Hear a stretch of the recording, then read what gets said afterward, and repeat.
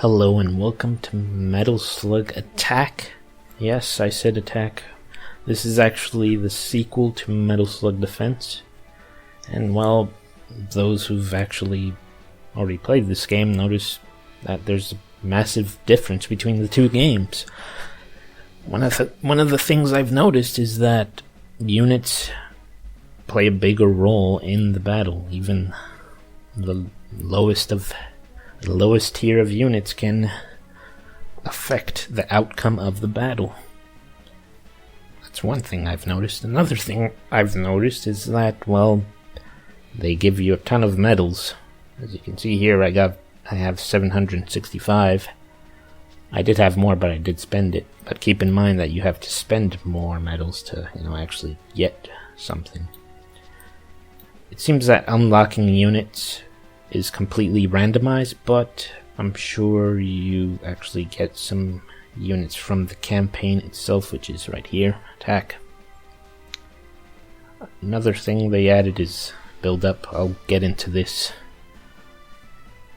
at another time. Basically, you could customize units. So yeah, right now I have these basic units, but I have gone online with them, and they can make a massive difference, which is kind of interesting. And the battles themselves may last a lot longer than usual if you know what you're doing. You can actually put up a fight and win, as opposed to being crushed in the first few seconds of battle. Like I said, units have bigger impact in the battle. You can upgrade them using items, which is interesting. You can collect items by either buying them in this shop right here, these shops actually, and or you could just farm them in the campaign mode. Another thing they've added, the game is new basically. As I said, it's the sequel, which is, Anyway, what they added is the mystery crank. Let's go ahead and check that out. I do not like that loading screen though. That monkey just sitting there. It's kind of annoying. Anyway, you get a free crank, MSP crank, or you could just pay MSP, Metal Slug points. You could grind for these or just purchase them. Or you could use a metal crank, which is, around 300 medals for one play, or 3,000 medals for 10 plays. I don't know yet. I'm going to go ahead and check out the free crank. So yeah, one play is 10,000 Metal Slug points. 10 plays is 90,000 Metal Slug points, which is, kind of hefty.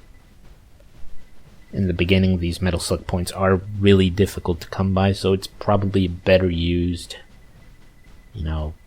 upgrading your units and proceeding with the campaign. And we have the metal crank. I'm gonna go ahead and use this one right now. It's 300 medals for one play. So I'm gonna go ahead and demonstrate this. I won't be using this one because obviously I don't have 2,600 medals yet. But anyway, I'm gonna go ahead and give it a try and see how this goes. Hopefully I get an item out of it, a rare unit or something. Yes, I will go ahead. It's a nice little demonstration.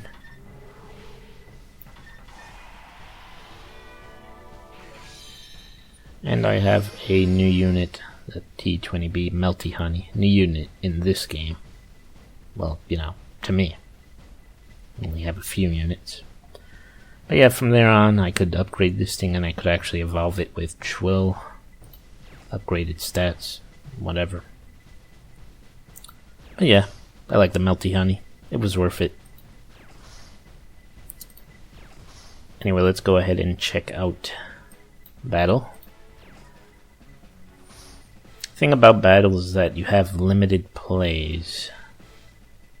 You have 5 plays per day, which might upset some people. You know, because they're used to Metal Slug defense, in which they constantly fight in versus mode. You can choose your people you want to fight. You can choose high level people or lower level. But yeah, that pretty much demonstrates once you win, you are awarded these coins right here. Battle coins, I'm gonna call them. And this battle place seems to have its own shop. It's kind of interesting. You can purchase gears. I'll call them gears. Basically, you use these gears to evolve your unit. I'll get into that later.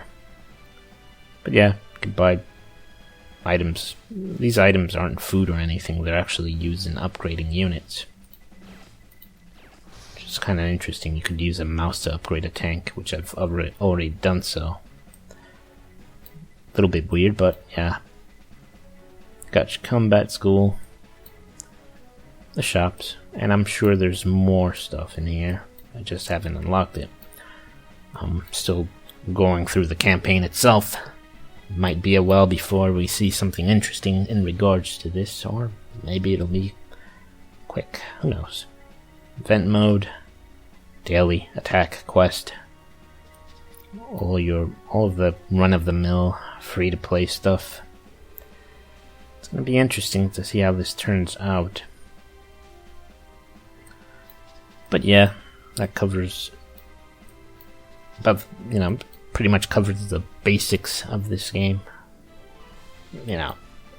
Like I said, I'll be going over some of the more complicated aspects, and yes, this game can get complicated, especially when you don't know what you're doing, and